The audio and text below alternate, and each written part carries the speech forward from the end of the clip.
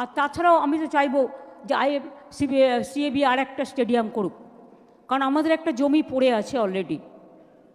কারণ ফিফা বলেছিল একটা ফুটবল স্টেডিয়াম করবে, রাজারহাটে 15 একর জমি পড়ে আছে, কিছু হয়নি। আজকে 7-8 বছর হয়ে গেল।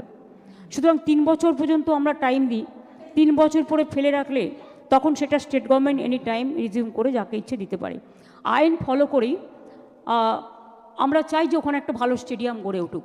ফুটবল চেয়েছিলাম বাট করতে পারলো না, তা যদি কেউ না করতে পারে তো আমি কি করতে পারি? সেই জন্য সল্টলেক স্টেডিয়াম অলরেডি আছে। আর ক্রিকেট স্টেডিয়াম তোমরা যখন করেছো অনেক দিন আগেকার, তাতে সবাই এত খেলা পরে প্রেশার এত আছে, ক্রিকেট সবাই ভালোবাসে, কলকাতায় হোক প্রত্যেকটা ক্রিকেট ম্যাচ, কিন্তু সেখানে অ্যাকোমোডেট করতে গেলে তোমার আরও জায়গা দরকার। এবং সেই জন্য আমি মনে করি তোমরা আরেকটা ক্রিকেট স্টেডিয়াম করো, এবং সেজন্য যে হেল্প করার আমাদের জমির ব্যাপারে আমি নিশ্চয়ই সাহায্য করব, সেটা তোমরা দেখে নাও।